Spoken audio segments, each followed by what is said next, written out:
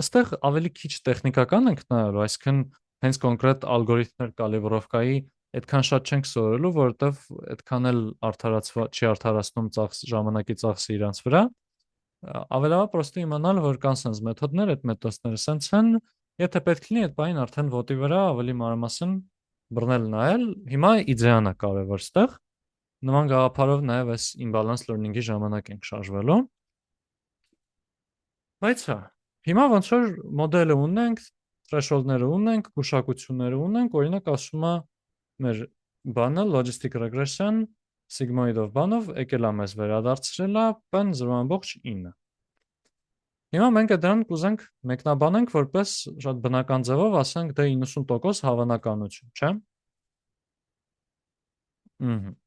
Բայց հիմա եթե բռնենք օրինակ 90% հավանականություն, նշանակում է, որ այս 0.9 գուշակություն ստացած բաների մեջ 90%-ը պետքա լինի բան 1, չէ՞։ Եթե ասում ենք 0.9% հավանականությամբ, 0.9% չէ, 0.9 հավանականությամբ։ Հիմա բայց կարող բռնենք հաշվենք, տեսնենք, չէ, իրականում այդ ում որ 0.9 ենք գուշակել, իրենց մոտ եղել է, ասենք 70%-ը։ Հիմա կստացվի, որ արդեն 0.9 ու 0.7-ը իրար հետ չեն խոսում։ Պետքա իրենց ոնց որ գցենք, բերենք նույն տեղը, պետքա իրենց կալիբրով կանենք։ Տեսնենք ոնց ենք այդ կալիբրովկան անում ու ոնց ենք ընդհանրապես հասկանում, թե ինչքան կարիք կա կալիբրովկա անելու, ու նաև նշում, որ ժողովուրդ, նես չի ամեն ինչի համար պետքա կալիբրովկա, էլի։ Այնտեղ կոնկրետ դեպքեր ա, որ կալիբրովկան մեզ հետաքրքիր կարա լինի, դրա համար ոնց որ սա որպես տենց բոնուսային դաս եմ հենց ասում, էլի։ Նես չի ինքը անհրաժեշտ քայլ է ամեն մի մոդելավորման մոտեցման։ Բայց հա, հիմա մեր կալիբրովկայի նպատակը նենց է լինելու, որ փորձենք մի ձև նենց անել, որ p-ն 0.8 նշանակի այդ տիրույթում եղածների մեջ 80%-ն է իսկական ինստանց։ Նախ որ հասկանանք, թե ինչքան ունենք այդ խնդրումը, պետք է մի հատ հասկանանք, թե այս խնդրումը ինչքան կա մեր մոտ։ Նման նրա ոնց, ասենք, PDF-ի ժամանակ ասում ենք ամեն մի հատիկ կետի հավանականությունը 0 է, որտեղ մի հատիկ կետը բան չի նշանակում, ինտերվալիկներով այսպես նայենք։ Նույնիսկ ստեղ եթե ես իդեալական 0.8 գուշակություն նայեմ, կարող է sense 0.8-ի համար գտնվի, 0.8001-ի համար չգտնվի։ Դրա համար ինչ ենք անում, հիմնականում այդ մեր գուշակությունները բաժանում ենք բաների, դույլերի։ Ասենք 0-ից մինչև 0.1, 0.1-ից 0.2։ Հիմնականում իրականում ավելի փոքր դույլերի նույնիսկ էլի։ Բայց ենթադրենք հեշտության համար տենց 10 հատ դույլի բաժանել ենք։ Հիմա այդ 10 հատ դույլում կան ինչ որ 6-7 հատ կետ օրինակի համար։ Հիմա այս դույլը, եթե մեր մոտ ասենք 0.1-ից 0.2 գուշակություն ունեցողների դույլն է, միջինում այսքան 0.15 ենք այդ դույլի համար գուշակում։ Կարանք բռնենք հաշվենք, թե այս դույլի մեջ եղած կետերի որ տոկոսն է իրականում բան։ Որ տոկոսն է իրականում մեր մոտ իրոք 1։ Ու եթե օրինակ 0.15%-ն է, արդեն մենք կգծենք հետևյալ կետը։ Լավ, 0.15-ը իդեալական, լավ, թող լինի 0.15, ստեղ էլ 0.15, լավ եղավ։ Հիմա կարող օրինակ 0.9-ի համար տեսնենք, որ իրականում 70%-ն է այդտեղ։ Ու այդտեղ մի հատ այդ մի կետը գծենք։ Գծելով գնանք։ Այսինքն ամեն մի ինտերվալում եղած բանի պրոպորցիա ու մեր տեսած բանը։ Իդեալական դեպքը լինելու էր այս ուղիղ անկյունագիծը, չէ՞։ Այսինքն 50% դեպքեր եղել են 1, երբ որ մենք գուշակել ենք 0.5։ Կարանք բռնանք sense տարբեր ինտերվալների համար հաշվենք, ու հիմա մեր սխալանքը, թե ինչքանով է մեր մոտ այդ կալիբրովկայից դուրս, կլինի թե ինչքանով ենք մենք հեռու այս անկյունագծից։ Այսինքն կլինի այս մեր բանը, բացարձակ հեռավորությունը։ Էլ մեկ հեռավորությունը բանից կարակ պատկերացնեք, էլի, անկյունագծից։ Սրան անվանում են ECE, Expected Calibration Error։ Սա մեր կալիբրովկայի error-ն է, expected-ն է, որովհետև ամբողջ տիրույթի վրա միջինացված նայում ենք։ Հիմա եթե սա այս բանի տակ է գտնվում, ներքևում, սա նշանակում է մոդելը չափից շատ ինքնավստահ է։ Այսինքն ինքստեղ գուշակում է 0.9, մինչդեռ իրականությունը 0.9 չէր ընդհանրապես, էլի։ Սենց լավ ավելի ցած, հա, ներողություն, հա, այստեղ մինչդեռ իրականությունը եղել է ասենք 70% տեղ էլի։ Ու եթե անկյունագծի վերևում է, այդ դեպքում արդեն underconfident է։ Այսինքն մոդելը տենց համեստություն է անում, էլի ավելի փոքր հավանականություններ է գուշակում։ Ու հա, կան մոդելներ, որոնք որ տենց հագված են լինել ավելի overconfident, օրինակ հետագայում այդ ծառերով բամանով boosting եւ այլն, որ անցնենք իրանք են, կան որ հագված են լինել underconfident, դա ծառերի օրինակով ասենք բանը, պատահական անտառը, իրենց հետագայում որ անցնենք նաեւ ինչ որ չափով տեղը կընկնի, էլի, որովհետեւ մեկը underfitting-ի խնդիր է լուծում, մյուսը overfit-ը անում, այնց լավ կոնկրետ, overfit անելը հիմնականում ասոցիացվում է բանի հետ, overconfident լինելու, էլի։ Մեծ է, մի խոսքով, սենց այդ տիրույթների համար տոկոսներով հաշվում ենք, նայում ենք ինչքանով է սխալվել, այդ դրանց միջինն ենք վերցնում, ստանում ենք դրանով մեր overconfidence-ը։ Նաև հիմնականում, երբ որ տենց գրաֆիկով գծենք, մենք կուզենք ունենալ լավ հաճախ իրականում, եթե մոդելին ուշադիր չենք, այսպես պատկեր են ունենում, լիքը կենտրոնացում 0-ներում, լիքը կենտրոնացում 1-երում, արանքը լավ դատարկ, մենք ուզում ենք ոնց որ արանքն է լցված լինի, էլի մեր մոտ։ Okay։ Վաճառ, մի հատ նշում, որ ոնց որ մոդելը կարող լինի ահավոր կալիբրովկայից դուրս, բայց լինի շատ լավը։ Այսինքն ինքը եթե բոլոր 0-ներին ցածր գնահատի, բոլոր 1-երին բարձր ու երբեք նես չլինի, որ ինչ որ մի հատ 1-0-ից ավելի ցածր գնահատվի, իր այդ ռենքինգը, իր սորտավորումը իդեալական է լինելու։ Ու ասենք RSI-ի բանան որոշենք լավ արդյունքներ ենք ստանալու ու ամեն ինչ ընտիր է լինելու, բայց դա ուղղակի կնշանակի, որ կալիբրովկա չարած մոդել ունենք, որը ֆանտաստիկ աշխատում է։ Հիմա որ կալիբրովկա չեն կարել, օրինակ, այս cost optimal threshold-ը, որ ասում ենք կարենք այս բանձով, հաշվենք այդ դեպքում չենք կարողանա, հաշվենք, որովհետև իսկական հավանականություն չի, բայց երբեմն ոնց որ կարող է 1000 տարի մեզ հետաքրքիր չի։ Բայց եթե մենք ուզում ենք ինչ-որ կլիենտին բամանին պատմենք, ասենք, սա նշանակում է 90% հավանականությամբ սենց է, կամ ինչ-որ մեր ռեպորտների մեջ ուզում ենք իրան որպես հավանականություն օգտագործենք,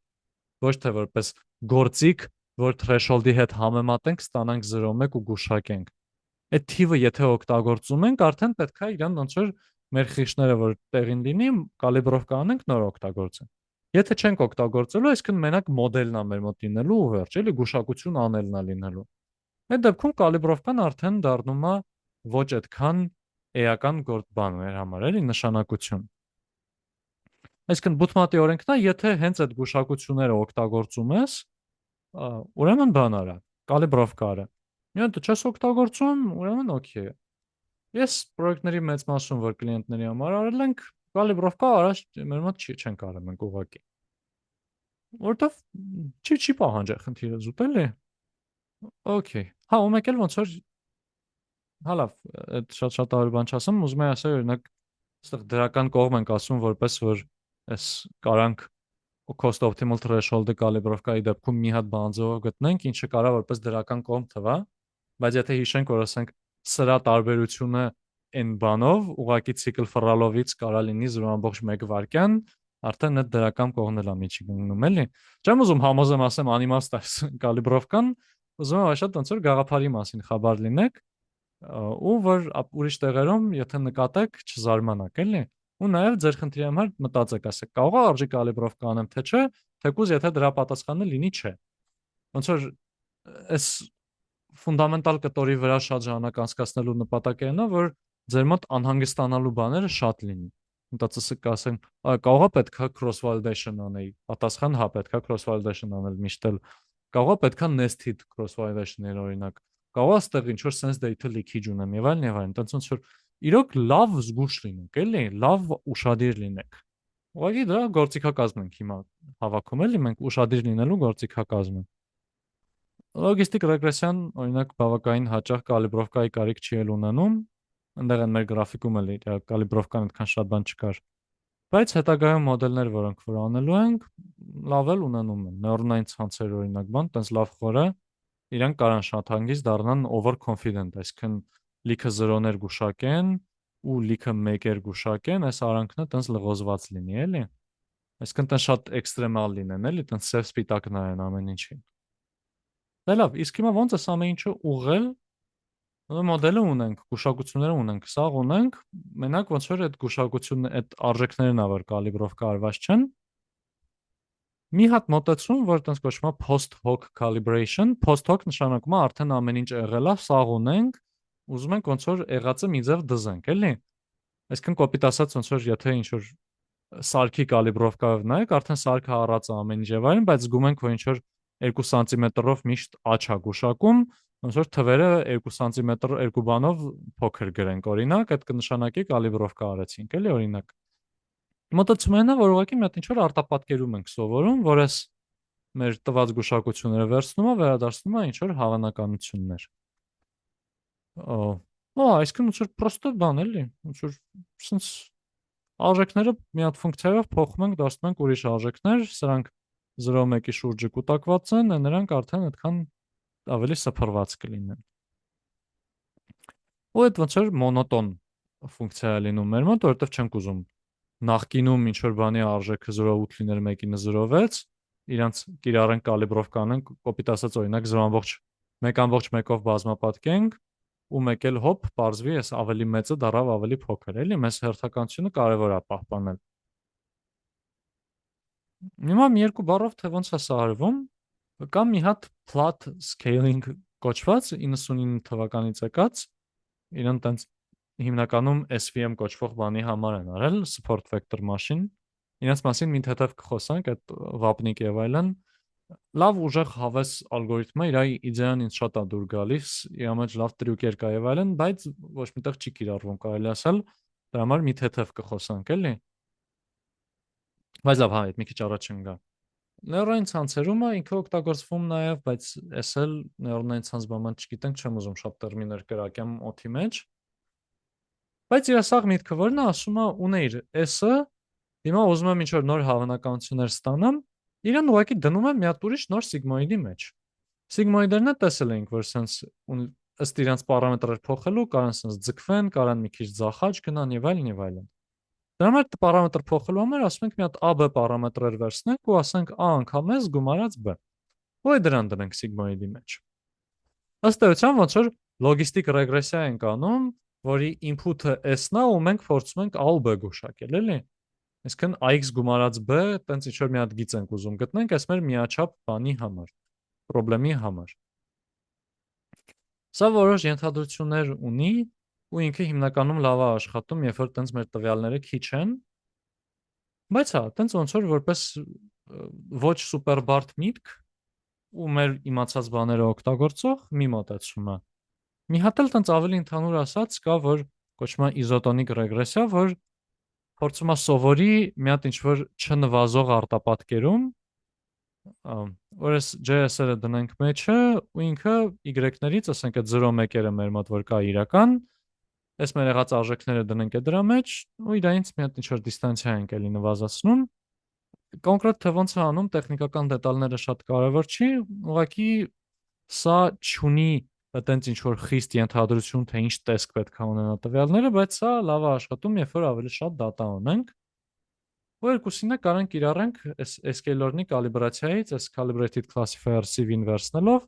ու գրելով մեթոդը հավասար է isotonic կամ sigmoid։ Sigmoid-ը նույն պլատն է մեր մոտ։ Ու այս էլ իրականում պրինցիպի բանից, էլի, կալիբրացիայից։ Երբեմն կարևոր լինի, շատ հաճախ կարևոր չի, բայց մտքում պահելու համար արժանի է մտքում պահել, գոնե մի քիչ, սենց կարանք եզրափակենք։